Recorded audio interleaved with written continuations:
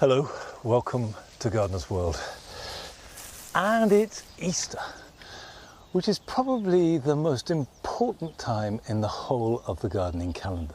The key thing about Easter is not just the extra time we've got in the garden, it's the time of year. This is spring. So we've got months and months of glorious garden and sun ahead of us, so let's make the most of it. And what I'm doing at the moment seems like a mundane job, but actually it's the beginning of something quite big, because this is a fern called Dryopteris Felix Mass. And over winter, they give really good colour and structure. But as you go into the new year and the beginnings of spring, the ferns start to brown and collapse. But more importantly, the new growth is just about to unfurl. So I'm cutting these all right back to allow light and air in, and revealing a tight knuckle of new growth that unfurls like a spring. Now, coming up on today's Easter programme. Carol visits RHS Rosemore and gives us a guided tour of the very best of their spring flowers. This great river of blue leads you down to what has to be the most special of plants, and it's absolutely magical. And the presenter and ex-Royal Marine, J.J. Chalmers, tells us how Pittencrieff Park has played such an important role in his life. It's amazing how a park, a green space, can just be the answer to any number of problems at whatever stage of your life you're at. And I will be giving you a masterclass in mulch.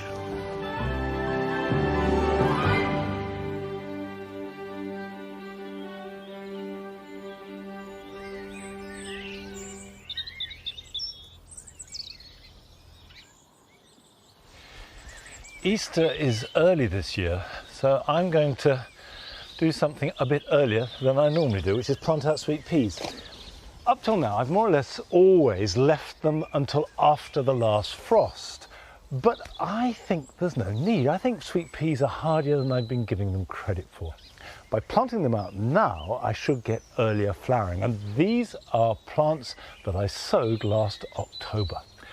If you haven't sown any sweet peas yet, it's not too late, but it is something you want to get on with. And if you sow now, you should be able to plant them out round about the middle to the end of May. I grow lots of sweet peas, but this is the oldest variety of them all, which is called Kupani, and perhaps the best fragrance of all the sweet peas. You can see that in the pot there are 3 plants, and I always sow 3 seeds to a pot this size, and I will plant the whole thing, I won't break it up, at the base of each of these supports.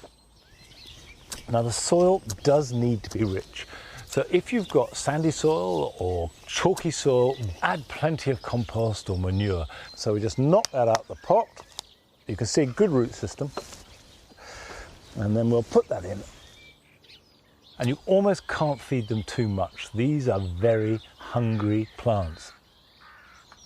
If you've got a very leggy sweet pea, you can just pinch it out. Just take out the top third or so above a side shoot. And that will produce more side branching and a bushier plant, and in turn that will give you more flowers. Now always plant on the inside of the support. It means that you can focus your watering, and these are plants that mustn't dry out.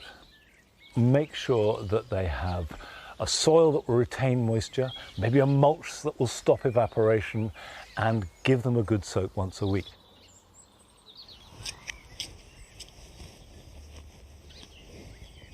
Now I may have a while to wait before these are flowering, but Carol has been down to RHS Rosemore in Devon, where the garden is already in magnificent bloom.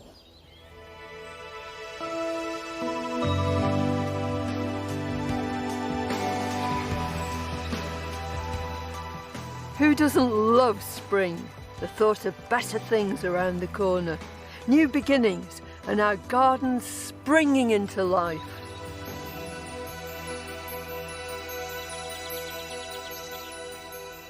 And nothing announces the spring better than these glorious daffodils. This is Narcissus pseudo-narcissus. It's our own native Lent lily. But you know, spring planting is not all about daffodils. I'm going to introduce you to some plants, from the magnificent to the minute, that tell us all that spring has well and truly arrived.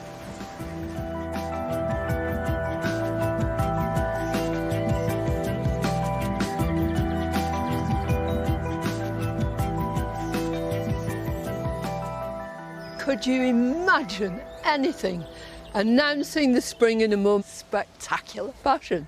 Camellias are one of the most glamorous plants of the spring.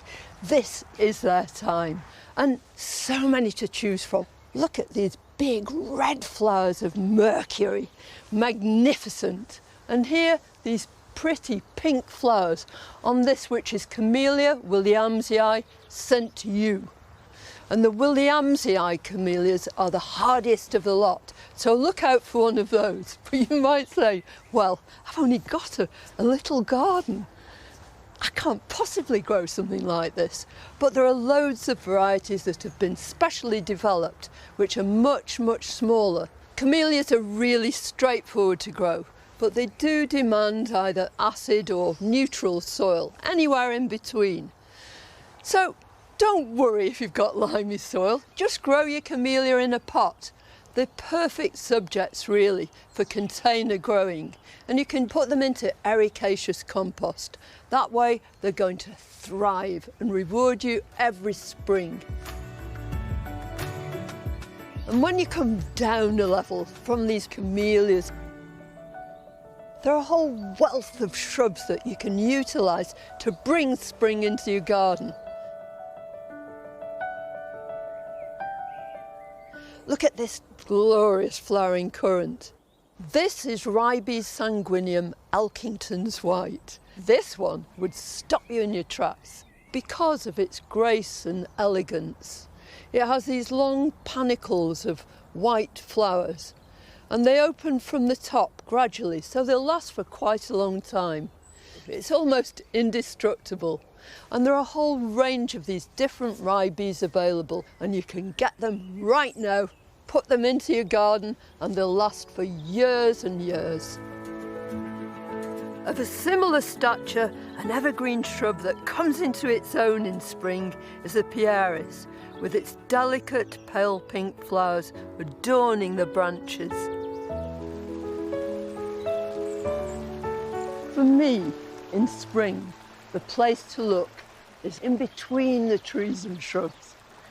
What could be more perfect than this huge carpet of anemone nemorosa, our own native wood anemone?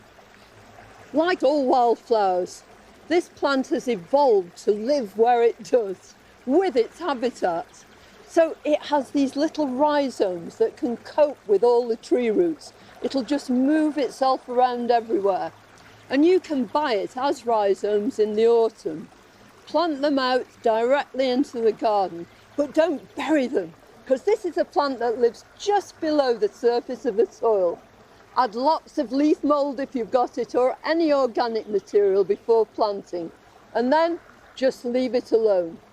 Alternatively, if you just can't wait, you'll be able to buy it in garden centres and specialist nurseries all over the show. But come the summer, it will have disappeared completely. It's what I call a Cinderella plant. It has to get everything done before the clock strikes 12.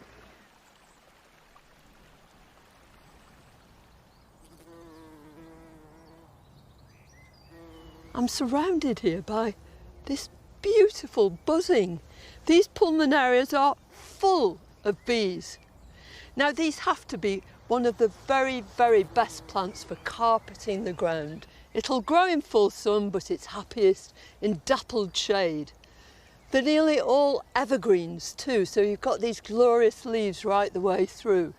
And the flowers, although they're not huge, are very distinctive and very, very pretty. And they have this quality which is shared by lots of other members of the borage family, and that is that blue flowers eventually become pink. And although there's a vast range of these plants, this one is Diana Clare, each one of them has its own individual personality. Easy to grow, very straightforward, just choose which one or grow a whole range of them.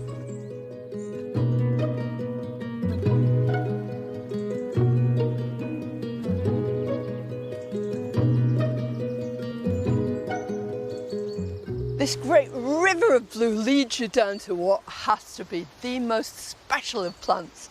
It's called Trillium Kurobayaceae, and it's from North America, and it's absolutely magical. It looks almost kind of dark and dangerous.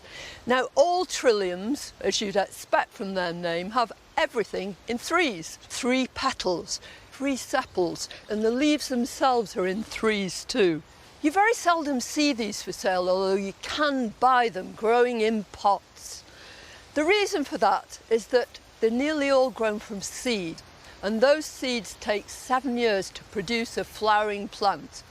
So they're a bit on the expensive side, but what an investment. Year after year, they're going to increase and increase. You know, money's no object when it comes to a plant like this. Smaller still, there are some spring plants that are perfect for the tiniest of spaces. Now, this is a proper alpine house, but there's absolutely nothing here that with a bit of care you couldn't grow anywhere.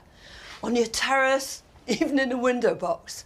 But if you're growing them in pots, it means that you can carry them when they're at their very best, their very most beautiful, to wherever you like and enjoy them. But how about something like this? This is a saxifrage. If you look at it closely, it's composed of a whole mat of these little crunchy rosettes, and from each one sparkles this glorious pale lemon flower. As easy as anything to grow. This one needs full sun, but this is a mossy saxifrage, so even if all you've got is a dark, dark corner, then this is the plant for you. As easy as can be. You can split it, divide it, make more, and it will reward you with this lovely show. It's a picture in a pot. It's an absolute delight. And these are things that we can all grow.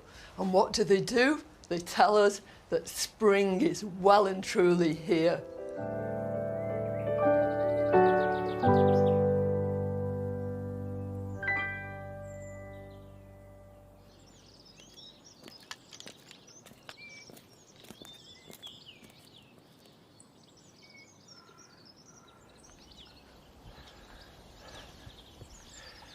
I haven't been to Rosemore for a few years, and seeing that makes me want to rush down and visit, and I'm sure the same is true for you.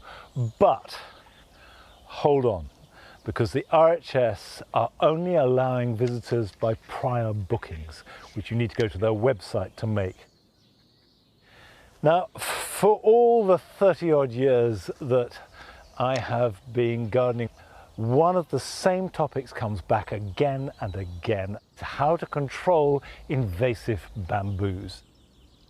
And of course, some bamboos, like for example the sassas, can be very invasive, and they cover ground with runners and they pop up, and those are a problem and certainly shouldn't be planted if your space is at all restricted. But there are many, particularly some of the Stylostachys bamboos, that in this climate are clumpers. Their growth tends to be much more upward rather than outward. And some, like the Fargesias, can be grown in pots perfectly well.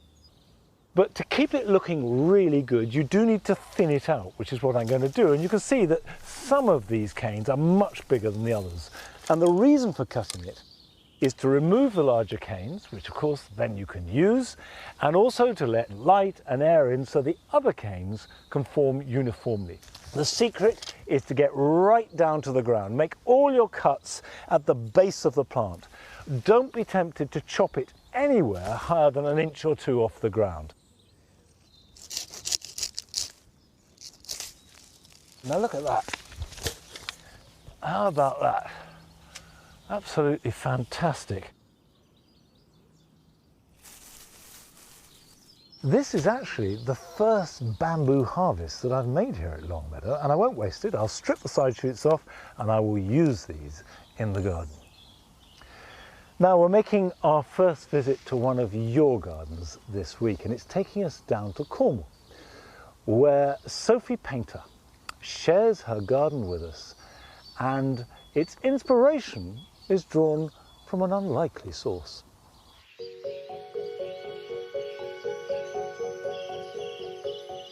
Welcome to our dinosaur garden. Yes, you heard us right, this is a dinosaur themed garden.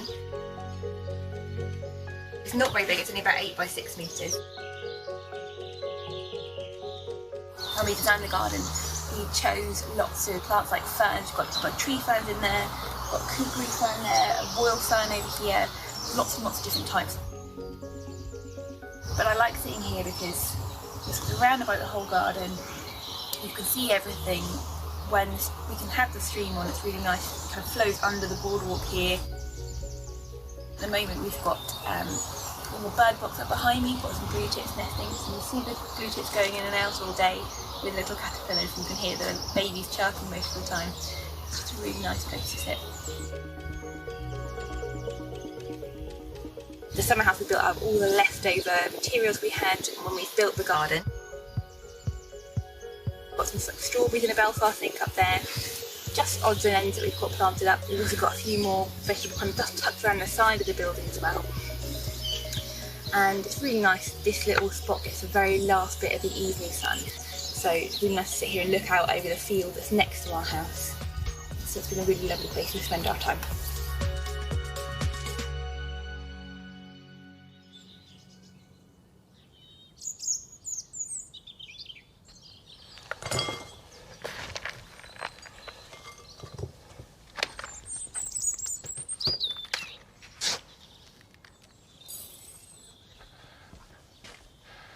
I confess that I have never understood the attraction of dinosaurs, but I love the fact that Sophie has made a garden from a passion, and as a result, it's full of love, full of interest, and that's the secret of great gardening. Now, if you want the #1 gardening tip at this time of year, it is to mulch. Mulch refers to a layer of material that you put over the surface of bare soil for 3 reasons. It suppresses weeds by blocking out light, it keeps moisture in but lets rain through. And the third reason is if you use an organic material, it improves the soil's structure and nutrition. And really, if you do nothing else to your borders, if you mulch them every year, that will make a huge difference. The best is garden compost. This here is Longmeadow compost made from garden waste, kitchen waste, packaging, which is broken down and ends up like this. And that is the best of all because it's full of bacteria and fungi, and that life goes back into the soil. However, there is a hitch, because no garden on this planet can ever generate enough compost to mulch the whole of the garden. So what I do is restrict my garden compost to everything edible. The second material I've got here is leaf mould. Now you can see it looks a bit similar, but actually when you feel it, it's much softer and more crumbly, entirely composed of leaves that we've gathered up last year and have broken down, and is perfect for woodland plants. And also it's a really good addition to a potting mix. I also use bark. This is pine bark, and bark has a number of advantages. The first is with pine bark is that it's slightly acidic, it's ericaceous. My soil is neutral, so if you're growing plants that like acidity, then pine bark will slightly change your soil. It also breaks down much more slowly than either leaf mould or compost. So in terms of a barrier, it works for longer. You don't have to use organic material. You can use grit as mulch, or even you can lay gravel and stones. And grit is really useful if you've got an alpine bed or you're looking for really sharp drainage. The only downside to using it is that, of course, it doesn't add any fertility to the soil. If you haven't got your own compost or leaf mould, and I would urge you to make it because it's so easy and so useful, but if you haven't got it, you can buy soil improver. Now that might be composted farmyard manure, it might be council compost. It comes in various guises and comes in a bag. Now, doesn't matter what you use, there is one key thing that matters, and that's to mulch thickly enough. And I've got this just to show you the minimum thickness that I would recommend. If I treat it as though I'm mulching it,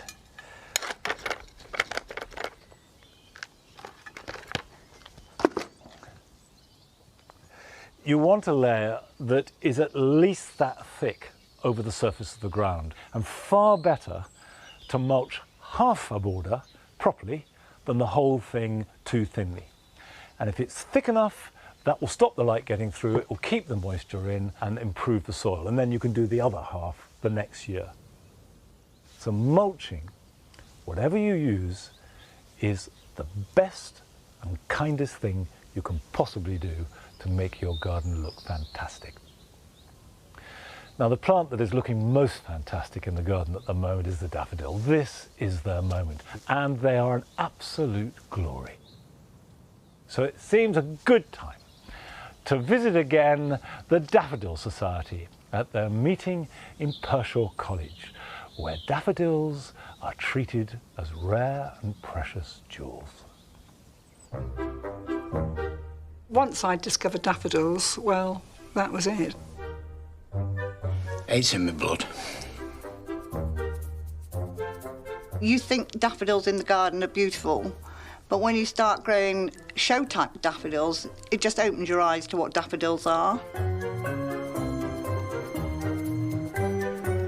Well, the Daffodil Society hold one major show every year, and this year it's at Pershaw College. So this is the last final minutes of everybody preparing to get ready. The biggest flowers will be there, medium, and then the smallest. So that when I stand back, I get that optical illusion that they're all the same size. I've been a member of the Daffodil Society for decades, and it's the oldest daffodil society in the world. It was started in 1898. With the multi-heads, you want them all to be in one clump, I suppose, rather than them all facing different directions. So it looks like one flower rather than having lots of gaps in it. Well, there are so many different daffodils. So what they did, they divided them up into 13 different divisions dependent on their characteristics. So whether they have a trumpet, say division 1, or a double daffodil, that's another division, 2, a small cup, and right at the other end of the spectrum, you've got the miniatures, with the backward petals, the cyclamilius division 6, so sweet and dainty and a world away from a big, brash yellow trumpet.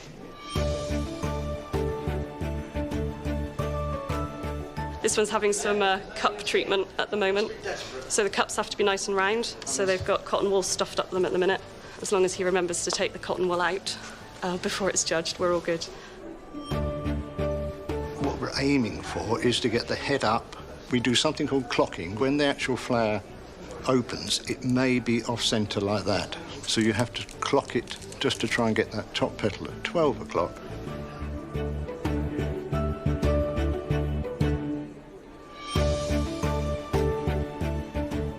Well, cyclamilius has to point downwards, so in the heat of the room they start to come up, so if I tie it down it'll stay down, and the perianths have to sweep backwards, so that helps them to sweep backwards as well. So it's a bit of bondage, as they call it in America.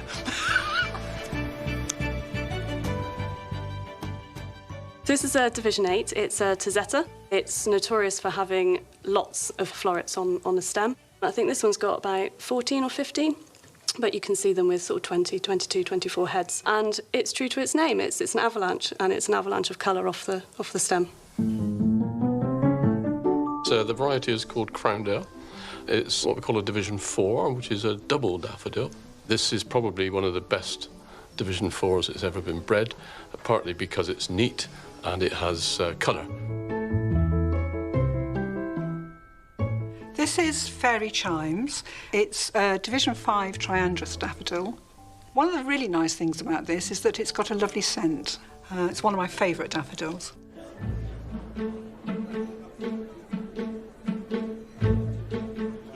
I've been going for about 25 years. I've never seen one that's got 10 out of 10.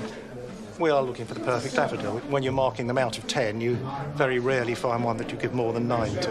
Yeah, 7.5. 7.5. If a flower got a 9, it would probably get best bloom in show. Never awarded a 10. Yes. Well, this is really top secret. In this room, judges at the moment have brought in 60 of the best blooms from out in the main show into this room for the top judges to decide which one will be the best bloom in show.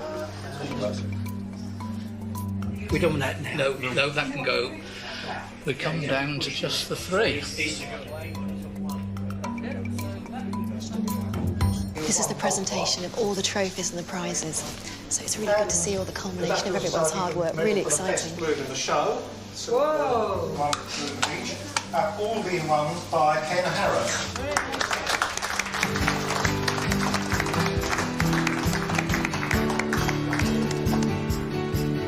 Pretty ecstatic today. Best blooming show is basically whatever exhibitor's looking for when they come to a show. I'm pretty pleased, yeah. It got 8 out of 10. We judges can always find some minor fault, but an 8-point flower is very good. That won its division and also was champion bloom in the whole show.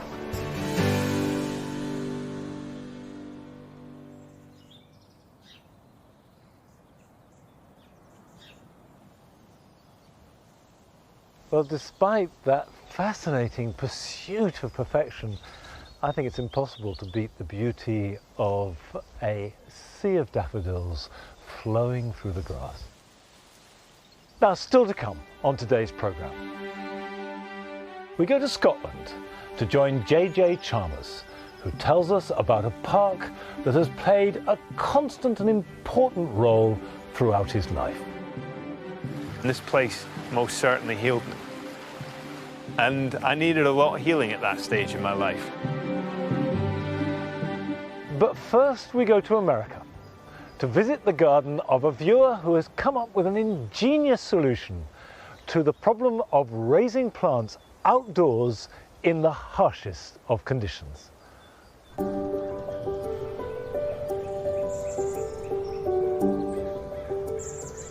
Hi, my name is Bryony. I'm originally from Scotland, but I live here in Oregon in the USA now, and I wanted to show you my winter sowing project. This year I decided to put some seeds into old milk jugs. I cut them in half and then I sewed the seed and taped them up, and so these little milk jugs essentially act as little cold frames. I started the larkspur in February. You can see we've got lots of action. Whoa, lots and lots of little babies. And so fairly soon here I'm going to open them up, and they won't need hardened off or anything because of course they've lived outside all winter. Here's some violas and some linaria. I have some borage. They just look healthy and green and happy. And so it's been a really fun way just to start some seeds this winter without needing the heat mats and the lights inside.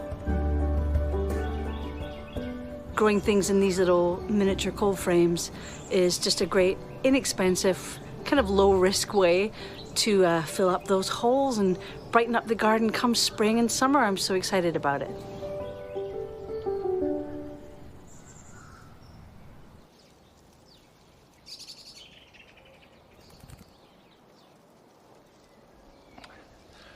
I think that's a very neat and useful tip. Not one I've seen before, and if they survive the Oregon winters, which are so much harsher than anywhere in the UK, they certainly will work here. Now it's time to plant onion and shallot sets. are, if you like, a seed onion or seed shallot, from which you will then get your harvestable bulb. But in the case of shallots, you get lots of bulbs, whereas with an onion, you just get one. And I'm going to grow them both in the ground and in a container. But the ones in the ground, I'm going to grow on initially in plugs. But let's do the containers first. This is a variety of shallot called Red Sun.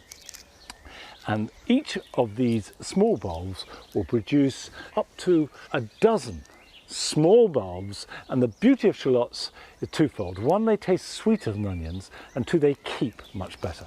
You could do this in a window box or a container or directly into the soil. Just simply press them down so they're half covered. And I think on here we can probably get 2 across.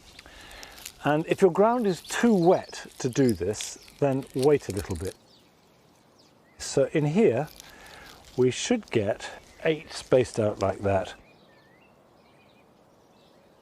And that's all you need to do, just label it, and then we will harvest those round about the end of July into August. But the ones that I want to put out into the soil have a problem which I know is only too common, which is that the birds do tend to come along and yank them out.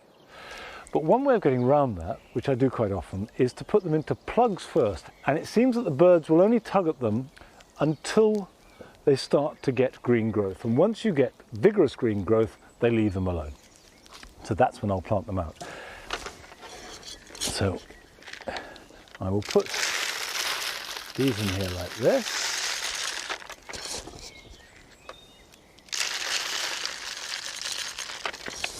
And into this one, I'm putting a different variety. This is called Longor, and there's a clue in the name because you can see that they are a completely different shape. They're a rugby ball shape. And I can simply push that in, one into each of the plugs, like that. And then if I put them in a cold frame or in the greenhouse, they will root all the quicker, but they don't have to. They could stand outside. And I can keep the birds off them. And I've got enough here for a year's supply. And as I say, shallots keep very well. Perfect. Exactly the right amount. I will water these. I won't let them dry out. And then when I see healthy green shoots and maybe some roots poking out the bottom of the plug, it'll be time to plant them out and the birds won't disrupt them. If you can't sow them in a plug and you do want to put them in the garden now, it's not a bad idea to cover them up either with fleece or some fine netting just to keep the birds off until you see those green shoots. Now, many of us have discovered over the last year just how important our gardens and parks and green spaces are for our mental health and well-being. And we now join JJ Chalmers near his home in Scotland to discover one particular spot that has great significance for him.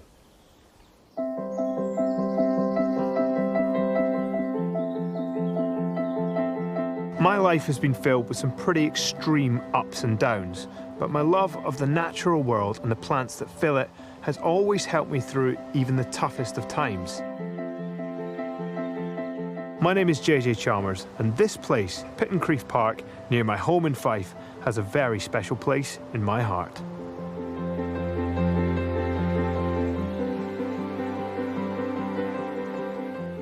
This park has been mine and my family's sanctuary throughout the last few months, throughout lockdown. This is where we came for our hours exercise every day. This was, first of all, for our physical health. But actually what you realise is that's more about your mental health, your social health. That idea of getting out, breathing fresh air, feeling better, you know, clearing your mind and just actually being in a nice, quiet environment.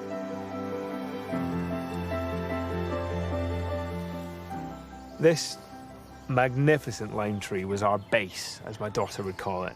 This was our staging point for all our adventures. It became our castle, it became our spaceship, it became whatever we needed it to be for that day's adventure. I just think it's an absolute postcard tree. It looks like the picture that we all drew as children and my daughter draws now. It's big, it's bushy, with beautiful green leaves. The trunk of it in particular is so magical because it conceals the nooks and the crooks, and this is the first tree that my daughter learnt to climb on. And then these nooks here, these are perfect for hiding in, sitting in, resting in. Honestly, it's just a great tree.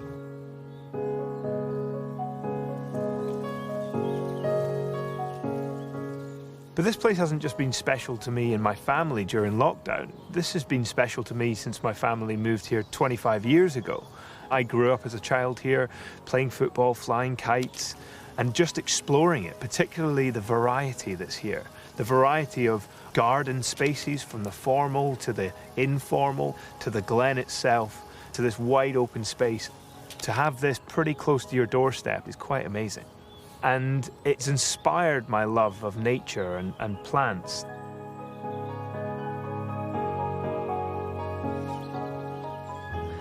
Now, this does remind me of coming here as a kid, because this was like Alice in Wonderland, painting the roses red. And actually, at home, my grandfather kind of cut beds like this into our front lawn and grew his roses in it. So maybe he drew some inspiration from this as well. I grew up in a very green-fingered house. My mum and dad and even my grandparents had given me a kind of love of plants and nature. And I was allowed to come here because it's not far from my parents' home, and I could explore and learn more by myself. And I was fascinated by this formal garden in particular. It was kind of like nothing I'd ever seen in real life before. And what was really great about it was that it changed throughout the seasons. I mean, now we've got these beautiful wildflowers growing through here through late summer into autumn, but you could come back every couple of months, it had changed entirely. We always had a greenhouse growing up as kids, but to me it was the place where my dad grew his tomatoes, whereas the glass house here, to be able to see cacti and plants that really don't belong in this climate, was just amazing. Just by stepping through a door, which is only a pane of glass, it's like stepping into an entirely different world. And I suppose the best thing about it is it's not just my intrigue now. I begin to see it in my daughter and in my son as we go out and we experience the garden together. There's no sort of greater gift or learning experience I can give my children than bringing them to a place like this.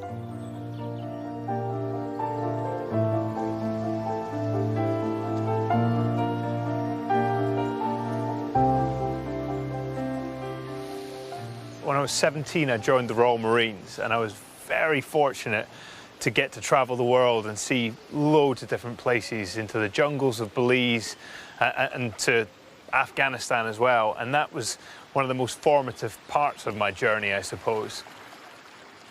So when I was in Afghanistan in 2011, unfortunately, I was wounded by an improvised explosive device.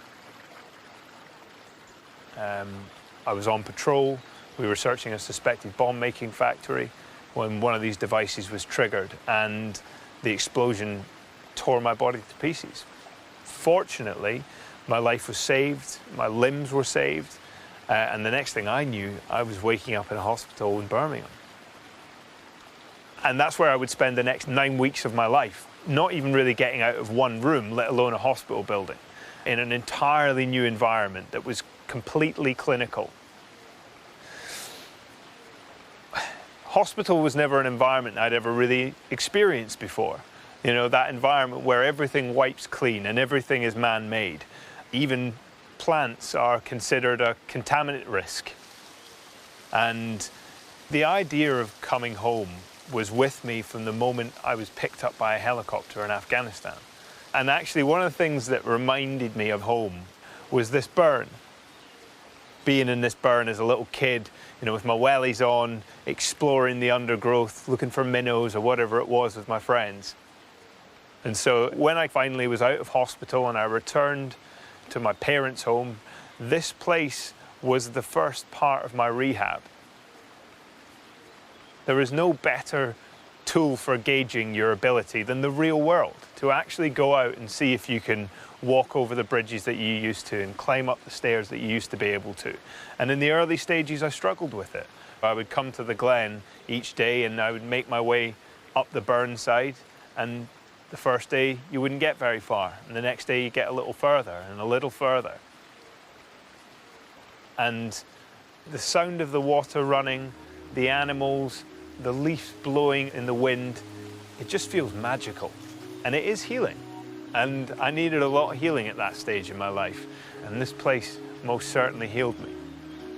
And once I conquered this place, it began to make me realize that I could go on to conquer other things, other places, and that I could have hope and ambition, really.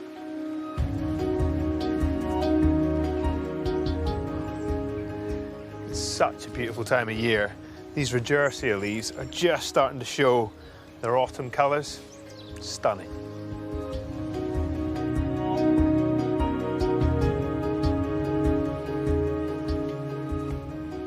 So once the worst of my recovery was behind me, I'd spent my time in rehab and I had some sort of normality in my life. I was looking for something to sort of be my mission again in life, essentially. And Prince Harry created the Invictus Games. It's a multi-sports competition for wounded, injured and sick service personnel. I discovered recumbent cycling. So that is an adult tricycle, for want of a better word. And I took part in the first games back in 2014, which was so important because I wasn't a soldier anymore, I wasn't a Marine anymore, I wasn't wounded anymore. Now I was a sports person. And the beauty of recumbent cycling was the fact that I could get out into the great outdoors again. And so I found myself back in the park, and this became my training ground. And so every single inch of this, every road, I have gone along, climbed up hills, gone back down to the bottom, done it again and again and again.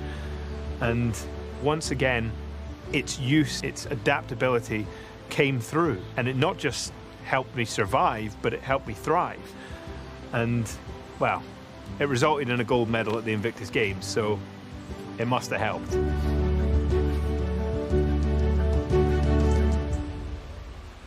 The amazing thing about this place is that with all the challenges I've faced in life, the good times and the bad that I've had, this place has been here. It was the cornerstone of the Invictus Games, it was the cornerstone of the early parts of my recovery. And actually, now I face the biggest challenge I ever have, of being a parent, and this is the place that my daughter learned to ride her bike in. It isn't just helping me, it's helping my family as well. And so it's amazing how a park, a green space, can just be the answer to any number of problems. It provides for you at whatever stage of your life you're at.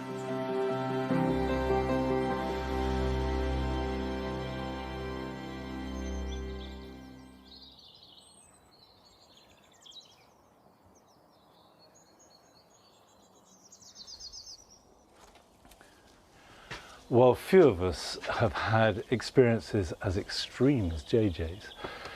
I think all of us can share the sentiment that an outdoor space, whether it's our own back garden or a park or a piece of countryside that we've had access to, feeds back into us.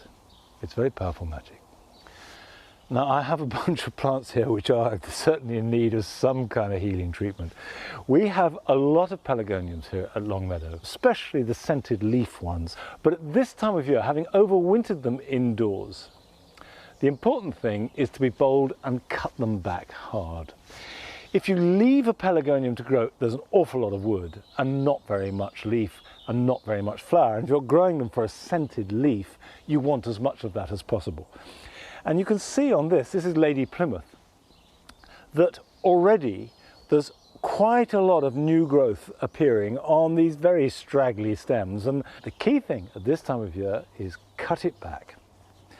And I could go right back to the base. In fact, I'm going to take it off like that and like that. And there's a nice one there. And then the next thing to do after you cut them back is water them and start to feed them. And you will get good new growth coming through. There we go. This cut material is good for cuttings. So have a jar of water to hand and anything which I think is suitable for cuttings, I put in the water, and then that will stay good for another hour or so before I get back to the potting shed. And they take very easily from cuttings. Now, it's not just pelargoniums. This is Salvia curviflora. Lovely flowers that flower for a long time. But like the pelargoniums, it's good to cut it back now. Go back to a good strong shoot, knowing that there will be plenty of regrowth. I'll water all these, give them a feed of liquid seaweed, and then gradually harden them off throughout May. And that way they're in really good heart to grow well into summer and hopefully give us masses of flower. Now, I know from my own experience that people assume that because you're on television or you're a garden designer that your own garden is a real showpiece. But the truth is, especially for garden designers, they're so busy with their clients' gardens, they often don't have time to look after their own. And that was the case for many years for Nick. However, the events of the last year meant that for the first time for ages, he could turn his skills to his own garden.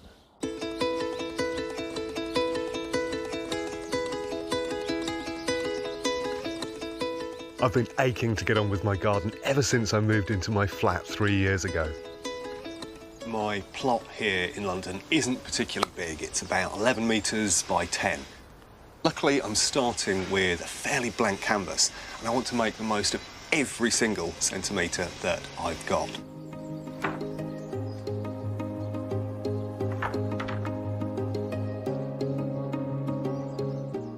When I first moved here, this place was a mess. I added a garden office quite quickly, but I haven't had time to do much more. However, over the last few weeks, I've made my way through the garden, dug out all the perennial weeds. So now I'm ready to start thinking about how I'm going to lay out the garden. The first thing to do when you're designing a garden is to assess your site. What do you want to leave and what can go? In my case, I'll be keeping the shed, the fence, and the terrace. Then, work out which are the windy, sheltered, or sunny spots, and this will inform where you put your plants and where you can place things like a seating area.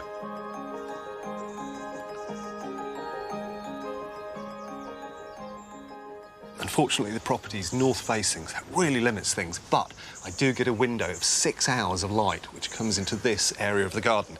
In other words, the place where I've chosen to put the veg in. And anything that says it needs full sunshine does mean a minimum of 6 hours of light. As my garden's sloping, I'll terrace it, which will also help me to maximise growing space. When it comes to laying out paths and terraces, there are a certain few basic dimensions it's worth being aware of. So if you're looking for a single path, about 1.20 meters is an ideal width. I've got a little bit skinnier here because I want to maximise the growing space. The next thing to consider is materials. Being London, I've decided on a brick or a paving block that's got that sort of typical London clay look to it. They're lovely, they're really variable. I think they'll work together quite nicely.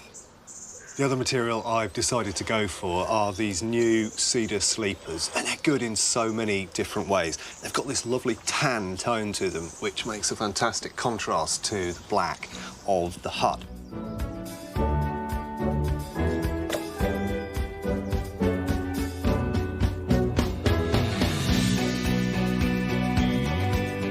"5 months on, and it has been transformed. The hard graft has paid off. The terracing, cedar edging, paving, and structures fit neatly into the space. And of course, there's the planting. I'm really pleased with it.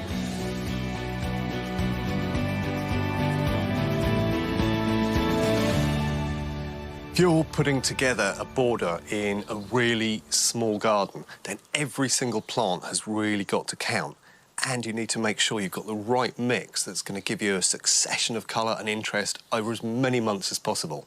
And I've got a bit of a recipe that can help you do that. So, to start with, you need to put in the long flowering perennials. Now, there's two right beside me here that are incredibly useful. This geranium, which flowers for 6 to 7 months, and then this perennial wallflower, this erysimum. And again, this flowers even more, probably up to about 9 months. The second component you need to think about are successional plants. In other words, plants that you grow in association with each other. So the Salvia amistad is looking fabulous at the moment, but about 6 weeks ago it wasn't even in bloom. However, at the start of the season, I planted a mass of orange lilies underneath it, so they were looking fantastic. Just as they finished, of course, the Salvia came into bloom. I cut back the lilies and it kept the colour coming.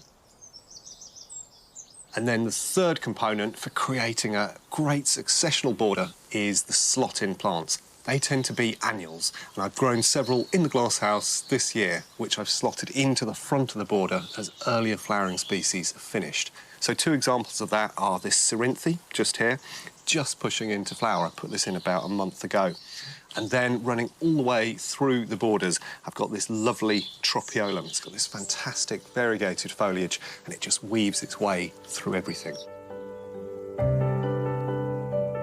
With these 3 simple planting strategies, if you follow them, you'll have months and months of colour in your garden.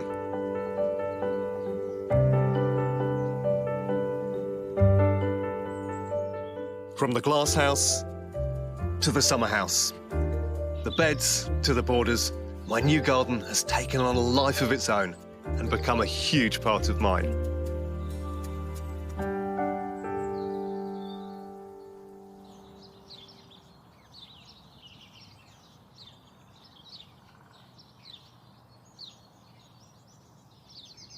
The extraordinary thing about gardens is you don't have to be an expert to know exactly what Nick is talking about, to share that same rich reward that even the most basic gardening does give you. And certainly at the moment, the hellebores are at their very best. And here in the wildlife garden, these are oriental hybrids. And hellebores are one of the easiest plants you can possibly grow. Other than cutting their leaves back the end of January, beginning of February, I do nothing else at all. I don't feed them, I don't water them. I just let them do all the work. They demand almost nothing of me as a gardener, but they give me as a person a huge amount. Now, the emotion that flowers give, and in fact any kind of garden gives us, is universal. You find it all over the globe, as we can see from this film that we were sent from a viewer in Brazil.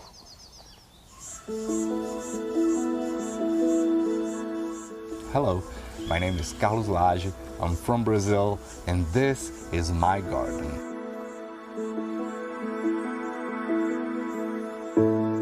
Since I was very young, I'm a big plant lover.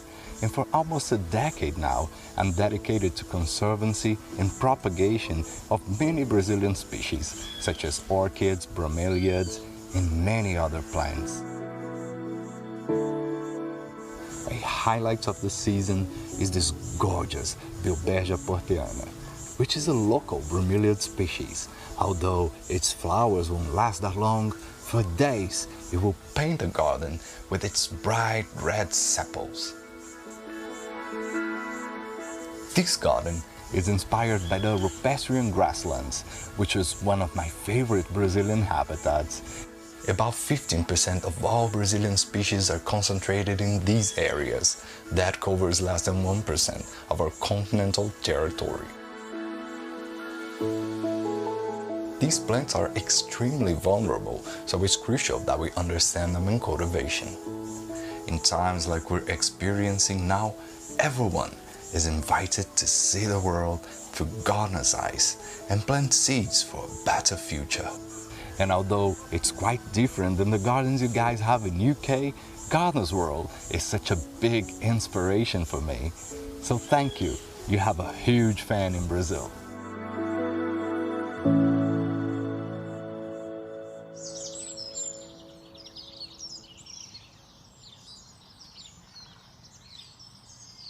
It's very reassuring that despite having completely different plants, completely different climate and weather and language, we all share that bond of gardens and gardening.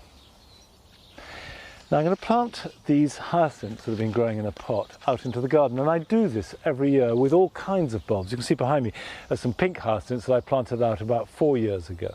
And we have a rhythm. We buy new bulbs every year to put into pots, and that gives us a really superb display. And then once they finish flowering, plant them into the garden, so we have our best display in pots, but the garden is gradually filling up with lovely flowers. And I'm going to put these into a gap here.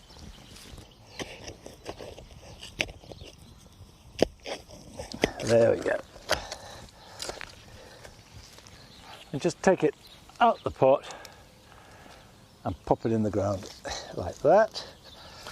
And in fact, I can cut back the flower heads, which will mean that no energy will go into producing seeds and all the goodness will go down into the bulb. So if we take the right down the bottom, take the stalks off, like that. Okay, it's only a small job, but it's good to get done. And here are some jobs for you this Easter weekend.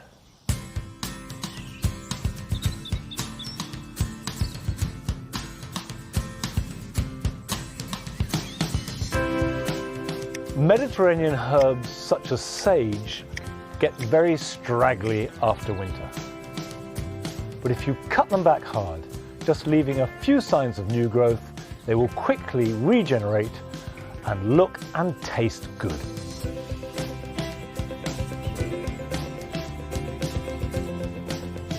In order to ensure that we have a good supply of cabbages from autumn right through next winter, now is the time to start sowing. Sprinkle the seed thinly on peat-free compost, lightly cover them, water them and put them somewhere warm to germinate. If you're growing tender vegetables, be they climbing beans or sweet corn, or as in my case I've got some artichokes, they can't be planted out until the weather gets warmer, and if you have them in plugs or small pots, pot them on now.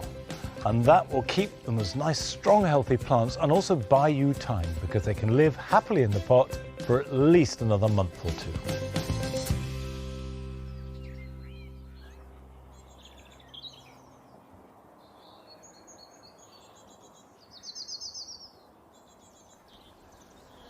The frogs have been romancing with great energy and vigour, and to have the garden full of frogs is both fascinating and good for the garden.